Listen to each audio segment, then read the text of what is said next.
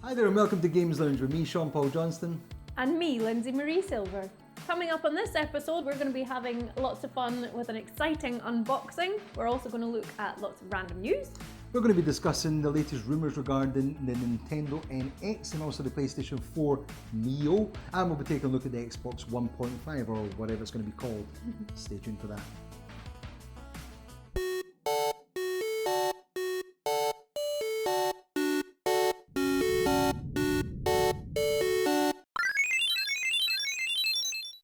Games Lounge.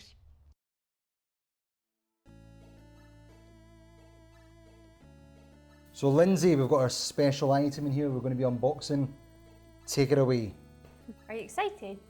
Yeah, I am actually. I'm looking forward to this one. I know what it is. And some people who watch some of the streams might know what it is as well. Yeah, rip it, rip it, rip it! I'll take It's that. actually stuck. It's Look. stuck, what? Send it back to the shop. Wow! Look, people. Ta-da! Do a barrel roll!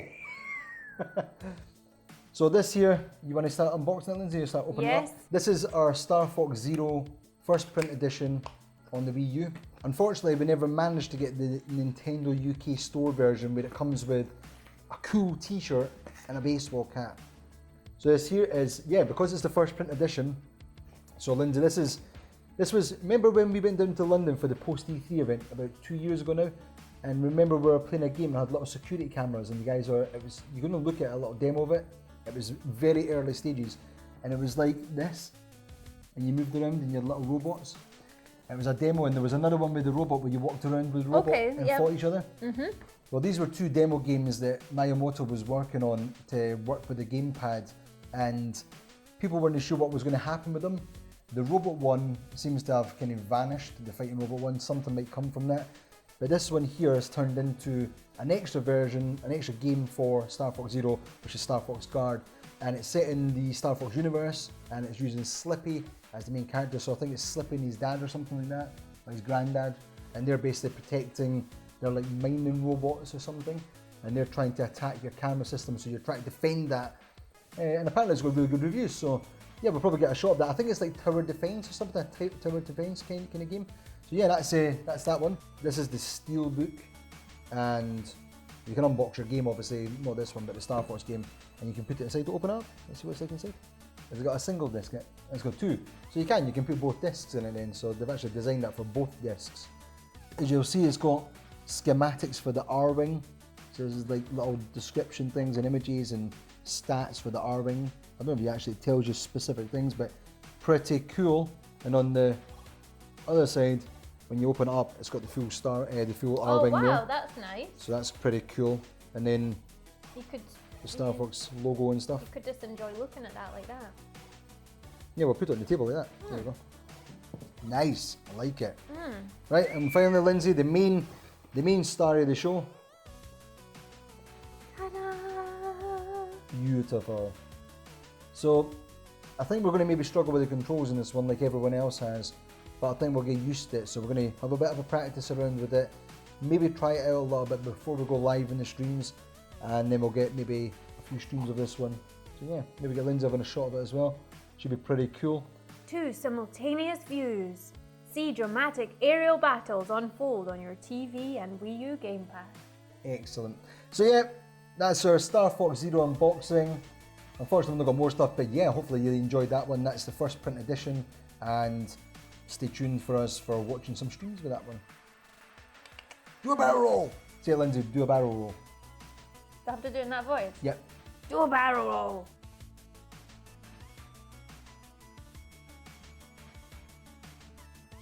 Something pretty awesome here. Have you ever stood on a piece of Lego before? Yes, and it's agony. So you can pretty much understand how that could potentially be used as a pretty dangerous weapon.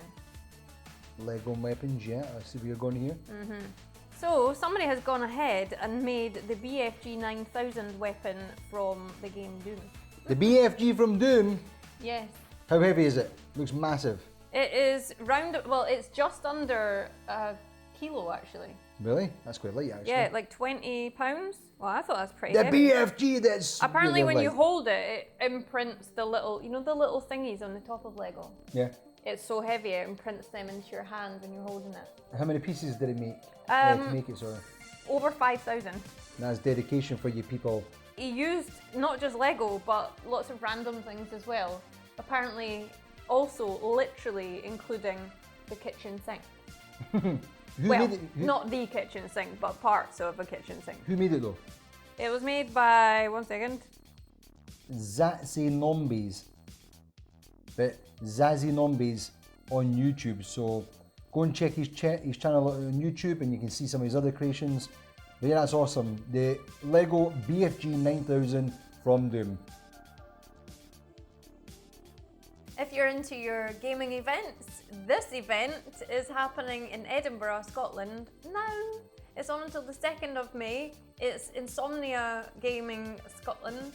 And they have all sorts of things happening. They've got big YouTube stars of the gaming world who are going to be giving talks. They're doing questions and answer sessions. You can bring your own computer. BYOC. You can do some indoor camping. Cool. That's pretty awesome. You can get 24-hour access into the BYOC hall. Yeah. There is going to be brand new merchandise. There's going to be exhibitions. It's in a massive big auditorium that they're going to be having tournaments and all sorts of things. And where can I find out more info on that? You can get more information on, and tickets start at £20 by the way, which is pretty good. And you can get more information and your tickets at www.insomniagamingfestival.com/Scotland. I'll post up a link about that in the description as well. So yeah, final story about to discuss was, just quickly, was Pokemon Company is looking to release a film, it seems, or there's rumours about it anyway, and it looks like the studios, the film studios, the major ones, are all trying to bid for this, so it's a bidding war to get the rights to the Pokemon film, which makes sense. It's a massive franchise, it sells hundreds of millions of copies and stuff. I think there was a stat came out recently, it sold something like 24 billion cards. Wow. Yeah, it's something ridiculous. And it's sold 200 million plus games over the course of its series. Anyway, massive franchise. Film studios are bidding for it, they're in a fight for it and stuff. As we all know, it's made by the Pokemon Company. They handle the rights to everything Pokemon. It's made by Game Freak in conjunction with Nintendo. So yeah, it should be quite cool. There's been Pokemon films in the past, they always do quite well. So yeah, it'll be interesting to see what happens with that one, who gets the rights to it. But it's a live action Pokemon film. The other ones have all been animes before, and in Japan and stuff, and sometimes you'll see them here. But yeah, it should be quite interesting. Maybe full on live action with big monsters and stuff like that. So yeah, we're looking forward to that one. So, are you looking forward to E3, people? It's coming up, it's on the horizon, and as usual, every time leading up to E3, rumours are flying everywhere. I know we'll get sick of them eventually, but they're there and it's exciting to talk about.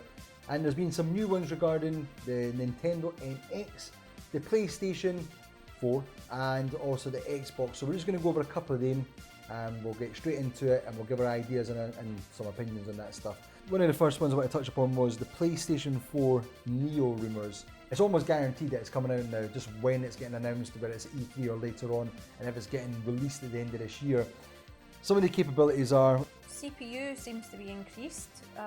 The original one was 1.6 gigahertz. Yeah. Giz. 1.6 and now it's, 1.1 gigahertz. now it's 2.1. And it looks like the GPU has increased as well a little bit, hasn't it? Yes. Yeah, it looks like the Radeon is an AMD graphic card, and it looks like it's the same company, they're still making the graphics card. There was a thing from AMD that apparently they've got 3 console things they're working on, and people were wondering what they might be. This is potentially one of them, the Neo, which makes sense fitting in and stuff, and also potentially the NX and the Nintendo NX handheld. So we'll get to that in a second or two, but yeah. Essentially, I think what's coming off from it is the machine's going to be double the power or capabilities as the previous one. It's got a potential to play 4K Blu-rays, and also upscale to 4K. And I think there was some rumours previously about VR being built into it. In the memory, it looks like the memory is increasing from a little bit faster type memory. It's going from 176 gigabits per second to 218 gigabits per second. There's 24% increase. These stats and numbers probably mean nothing to a lot of people, but I suppose the main thing to take away is it's increasing its power. I mentioned before that I'm not really keen on the idea of iterative consoles, so going from a PlayStation 4, I think should really just go to a PlayStation 5. Now, I can understand why the companies would want to monetize things as much as possible, and also with the advent of VR now available and there with the Vive and the Oculus Rift, PlayStation VR is on the horizon as well in October. So Sony wants to get on board with it. They want to make sure they're there right at the beginning of this kind of change in the landscape. So getting 4K, getting VR stuff built into the machine makes sense on a purely business level. And the fact that they're saying that they're going to make it so you have to develop the games, I think we discussed this, where instead of splitting the console into two and having two different versions of a game, they'll have to make it so you've got essentially the same game, just one's going to give you a little bit more bells and whistles, so it's a little bit prettier. I'll always keep going back to the thing though, for me, console gaming is about buying a console, and when you buy it, that's it for a generation. And it doesn't matter whether you've got a slim version or whatever. To me, you buy a console for a generation. That's why you invest in it, and that's why you get on board with it and you buy the games for it. I think developers as well, I think they're a little bit disgruntled with this, as I think they just want to focus on one machine and that's it. Now they're going to have to split their development and basically make kind of two versions of a game. So if there's newer models that are revealed, what would you expect the price of those to do? Well, it's difficult to say. I'm going to assume that the current price of like the PlayStation 4 just now is about, I think it's still about £300 or £250 with the games or whatever. So I think if they're going to bring out a new updated version with all the bells and whistles that we're talking about, I think you'll probably be looking at about £300, maybe even £400 again, back to the original price. And they'll be looking to lure in gamers that, or people that haven't bought the console already. But to me, that's like, well, to get that bells and whistles, if you've already got the console, you're going to want that. Again, I go back to, that's why you bought the console in the first place. You're going to want all that stuff. So are you going to then buy another machine for £400? Can they introduce something like a payment program or a trading program? So if you bought something like the original PlayStation and they started doing iterative versions where it's got new fancy features, you can say, well, you know what, I spent £400 2 years ago on a console, or 3 years on a console, and now you're giving me the same console with just nicer things in it. Well, I can trade up my console and get £150 back on it. I think if there's not a PlayStation 5 in 2 years, I'll be very surprised. Even though Sony said that there's potential for no PlayStation 5, I think that's just marketing talk or finance talk or whatever you want to call it. I think it's just to stop people getting worried that, oh, I'm going to fork another £400 into it and there's going to be another console in 2 years. I think the technology is moving too fast, and the very fact that they're doing this now is indicative of the way they're thinking about the market. The technology is moving so fast, they want to keep on top of it. So I think Sony and Microsoft, especially the two big tech companies, they're going to be all over that, and they're going to be wanting to make sure that they're at the forefront of the technology. So as soon as something changes, there'll be something in a couple of years' time, but they're better VR, they'll want to be on board with it. There'll be 8K, they'll want to be on board with it. And they're going to do it. They're going to give you the next console or the next iteration of their consoles to fit in with that. So yeah. Moving straight on to the Nintendo NX stuff, Lindsay. Yeah. This is probably the one that we've had the most rumours about, that along with the PlayStation 4, Nintendo NX. Now, I spoke about this on the stream a couple of nights ago. When you're watching this, it was last week, but anyway, based on everything they've been talking about, mobiles, integrating their software teams with the mobile and handheld divisions and their main console stuff, their deals with DNA, what they're doing with Miitomo and the apps. I think all of these things, the mobile market, the way that's expanding every year, I think I've kind of got an idea. Whether I'm way off the mark, we'll see after E3 if they announce it. I could be hitting it right in the button, or I could be way off. So you might be looking at this in a couple of months saying, what a tool. This here is a Nintendo 3DS, new 3DS XL, as you can see. It's got your dual screen. You have your Wii U that comes with a gamepad, and you've got your TV as your secondary screen. Now, there has been a bit of crossover with games where you can play games on like Super Smash Brothers, and you can play this on your 3DS, and you've got the Wii U version, and there's a kind of crossover with games. And there's also games that they've put on the Wii U that were old Nintendo DS games or Nintendo Game Boy games. I don't think they're Game Boy games, but anyway, ones where it uses a dual screen, and you can use it on your gamepad and your TV. I think what Nintendo's going to do is, I think they don't want to annoy the Wii U early adopters or the people that bought into the console. I think they're well aware of the fact that the market's declining, especially with their consoles. The 3DS has sold 58 million, I think it is just now, compared to what the original DS sold, 150 million plus, and the Wii sold 110 million or something, and the Wii U's only at 12.6 or something, or 13 million now. So it's dropped right down, and they're going to have to work it away now to get back in the game on a purely sort of sales numbers way. You like your 3DS, right? Now, what I'm saying to you was, imagine if you could take your 3DS and take off that top screen, add in a secondary analog stick, not the nub, but the analog stick here. So you've got the 2 sticks plus your 4 buttons and your D-pad. Essentially a small gamepad for the Wii U, yeah? So it's essentially just a gamepad, but without a top screen. This would be what you would get every time you buy a Nintendo NX console as standard. This is your controller. It's a portable handheld without a secondary screen. Now you can take this away, you can play single screen games on it, you can play dual screen games, and I'll get to that in a second. But this would just play in your house. So any games where it requires dual screen on your main console, well, you've got it. You've got that screen, and your TV is your main secondary screen. You're going to ask myself, well, how can you play your 3DS games on this if you want to have backwards compatibility? Easy.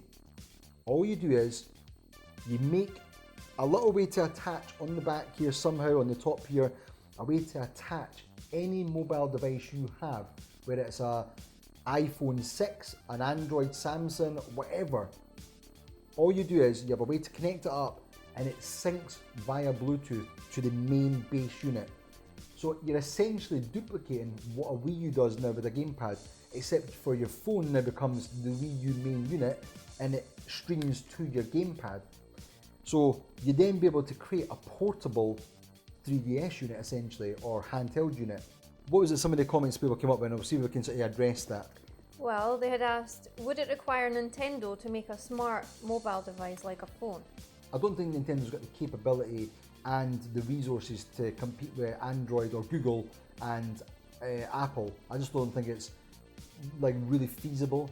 So how do you get into the mobile market and be part of that? Well, you join them. It's the old saying, if you can't beat them, you join them. How can Nintendo join these mobile companies? Well, quite easily. Like I say, you create a device that can sync up with any mobile device. You then open up the market to every single mobile owner that's got a smartphone device. You still need to have a smartphone, but smartphones are the biggest sellers right now. It's not like old type ones, it's smartphones. Would it cost too much to do that? Well, no, you're actually going to save money. You're going to save money on the actual handheld console. So you're essentially saying now, people said it might cannibalise the market, the Nintendo 3DS, that kind of market instead of buying handhelds. But I don't think you would. I think you'd actually increase the market over your whole platform, because if you think about it right now, 13 million Wii U owners have got the console, 58 million people have got a 3DS. But if you say to every single person that buys a new Nintendo NX main console, you now have access to the mobile side as long as you've got a smartphone. So then you say, right, well, I didn't have to buy 2 devices now that would cost me £600 or £500 in total. I need to buy this one unit that costs me maybe £300, and I get a handheld that goes with it that is really good quality, maybe multi-touch instead of just a single touch, and I can connect up my mobile device, and I've got a handheld at the same time. And that handheld now becomes, this doesn't need to worry about the technology as much in it, because your phone takes on that whole portion of it. Your phone would be the technology part, and what you're doing is you're just creating apps for your mobile phone. So this is essentially the iPhone 6, I'm just saying. This is your iPhone 6. Your phone then becomes the technology part that can change over the 5 years. So instead of trying to create a new handheld every couple of years to compete and keep up with technology, all you're creating is just a streaming device, that's it. It's just a way for this to receive a video signal like the Wii gamepad does, the Wii U gamepad does, your mobile can change and upgrade 10 times a year if it wants. It's still going to send a signal to this. So you get the best handheld console every single year, and it could last for 10 years, and it's still the best mobile device. The cost price though as well. You think a 3DS, this cost us £215 I think it was. If you think the handheld is £150 to £200 when it first comes out, cut that right in half, because you're getting rid of the screen. You're taking out some of the graphical process, because that's not needed now, because your mobile takes care of that. So Nintendo actually offloads a big portion of their cost. It goes to the mobile devices, they make it, they're creating the devices. So then you have a handheld device that's maybe, let's say £100 for this gamepad, maybe even £75. Then you've already got this with your console anyway. If you want to buy a second one for a second player, £75 gets you a new console controller, secondary controller, and another handheld device. So you're basically making the market for the handheld as cheap as it can possibly be. How can someone compete with that without creating the exact same thing as you are? But so I think that's where Nintendo's potentially going to go. I think you take this off, you put it in your mobile device, it syncs up via Bluetooth, you use the technology of the mobile device, and you create a handheld, and it can be used on the main console and on the mobile device. You use the Wi-Fi technology that's built into the mobile phones, you can connect up anywhere you want on the planet. If you have things like your My Nintendo account, you want to buy a game, you jump onto the app that Nintendo's most likely working on. They've already got My Nintendo store and everything. You jump on there, you buy a game, it downloads to your main console, and you can maybe even save it on your mobile. So you then say something like a Zelda game, maybe it's got a lower version down here that's the mobile version of it. But you can go in here, you can manage your inventory on the bottom screen, you can see some basic stuff up here, or you can play parts of the game. You go home, it's on your console already, and it's already got a save file from your mobile that's already uploaded it to your console. So that's the way you tie it all in. If you look at Miitomo and what DNA's created with Miitomo, if you take the top part of Miitomo when you're playing the game, I say game, the mobile device, sorry, when you're playing it, this is your screen with your little character walking around, he's moving around here, like Tomodachi Life.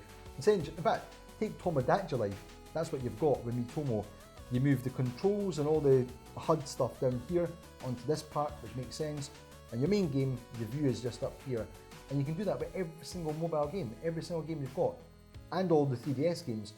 So essentially, you're creating a device that is backwards compatible with the 3DS, the Wii U, and all their old console games. You're opening it to the market for mobile handhelds all over the world. Just tell us some stats, things. We've got some stats here now for mobile devices. Just take this into consideration. No other technology has impacted us like the mobile phone. It's the fastest growing man-made phenomenon ever. From 0 to 7.2 billion in 3 decades, said Kevin Kimberlin, chairman of Spencer Trask & Co. Explosive 4G adoption around the world is propelling shipments of mobile devices, smartphones in particular, to record highs in 2015, a worldwide forecast from CCS Insight has revealed. According to CCS's latest stats, the market is expected to reach 2.25 billion unit sales in 2019, with smartphones accounting for 2 billion units. This year, shipments will top the 2 billion unit mark, with 1.45 billion smartphones sold. So that was in 2015, that quote came from then. But take that into consideration, 1.5 billion smartphones are going to be released this year, or last year alone, and it's probably that similar this year, or maybe even more. So, like I said, when you open up the market, if you give everyone access to your console, all they've got to do is this bottom part could be available as a separate unit, because it would be a secondary console, a secondary controller for your main unit. You'll basically be able to buy any handheld controller for your Nintendo NX. But what you're doing is, every single time you buy them, you're giving yourself a new handheld console at the same time. So that 1.5 billion people out there buying smartphones can now play your console by just spending £75. So yeah, there's a lot of potential there, but I think that's where things are potentially going.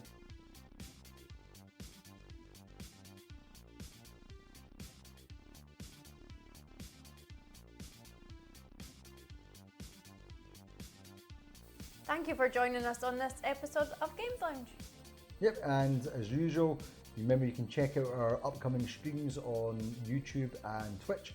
You'll be able to go to the events on Facebook page and it'll be in there in the events tab, so it'll show you all the streams we've got going on. I've actually got 5 streams going on a week now, it's hectic.